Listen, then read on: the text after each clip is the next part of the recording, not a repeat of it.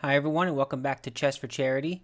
In this video, I'm going to show you a super cool puzzle where it is white to move and win. Now it's a very scary position because 3 black pawns are threatening promotion right now. So you have to do something pretty quick. Now your job is to find the one sequence that wins the game, and as a bonus, maybe you can try to see if you can draw the game as well just to see for fun if you understand the drawing mechanism. But give it a try, see if you can figure it out. While you're thinking about that, let me just quickly encourage you to subscribe if you have not yet already. Half of the income that I earn in this channel goes directly to charity, so every like, every subscribe, all that stuff helps out so much. Okay, let's get to it now. So one thing you might notice right away is you can't just take this pawn, right? Just kind of the obvious. If you do this, they promote. That's going to be a bad thing for white. And you might realize right away that you have this check. Now the question is, how far after this check did you calculate? So let's talk about the obvious thing first, kind of the common sense move. They can't go to h2. If they do, all they're doing is blocking themselves off, and rook h8 is going to be mate.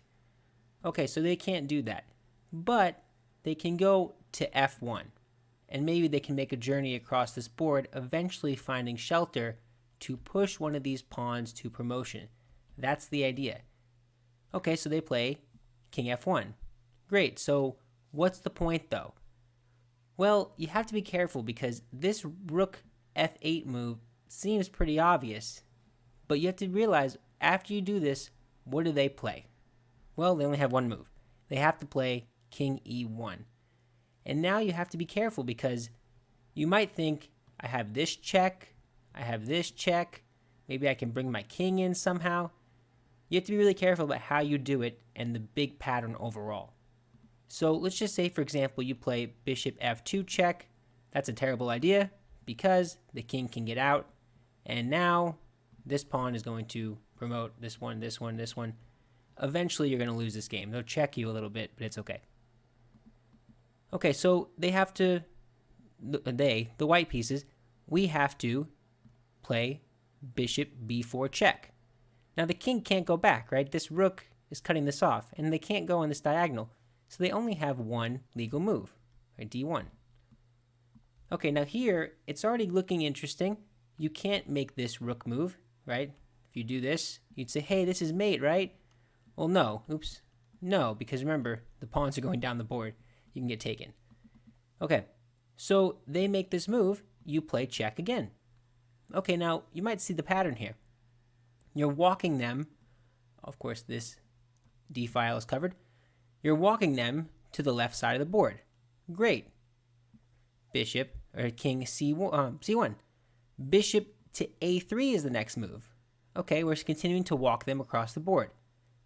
And again, you still can't checkmate them though, so what exactly is the end here? Well, you can play rook B8. And now again, they can't go here. They only have one legal square, and that is a1. And now, in this position, maybe this is where the calculation gets kind of challenging, because you see this check.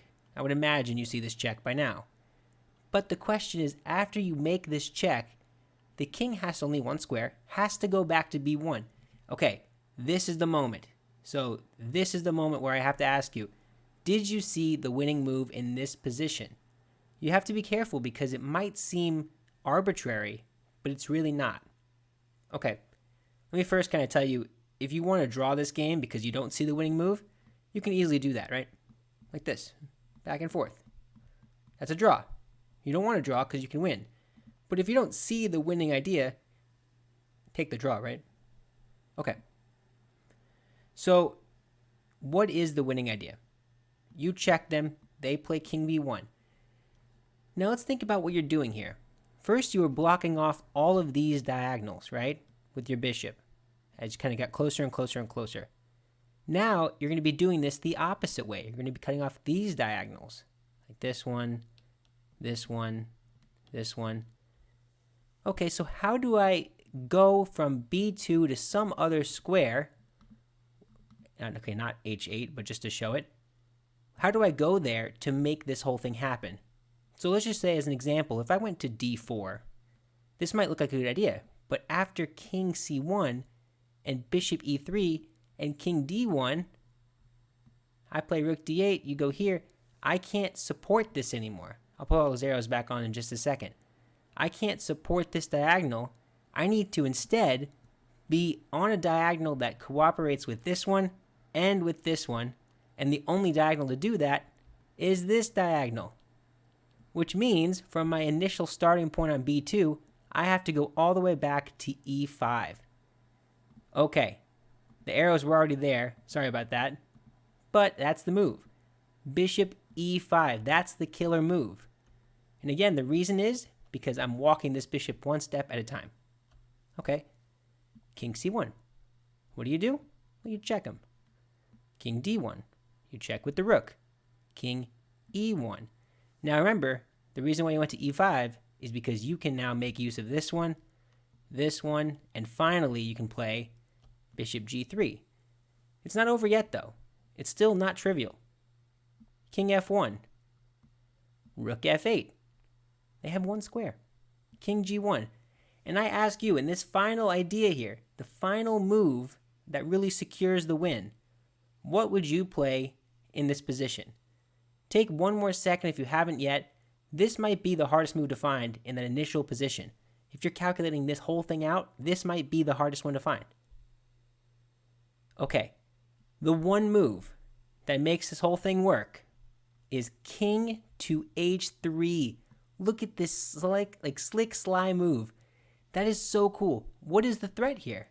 Well, the threat is I want to play bishop h2, and this f file is cut off by the rook, and that's going to be mate. And incredibly, they can't do anything to stop it.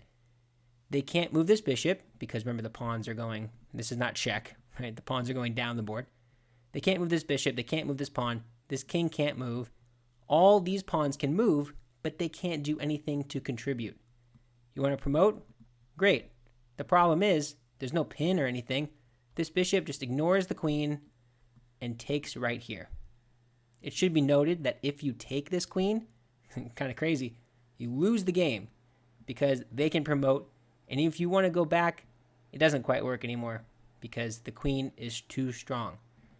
So, that final position, king h3, they promote to anything, it doesn't matter, and you mate them all in this corner. So pretty incredible. From the initial position, did you see the idea? I'm sure you probably saw some of it, which is, check, and check, and check, and just kind of keep checking. But the problem is you have to find the entire sequence, and that is relatively hard to do. But yeah, that is it for the video.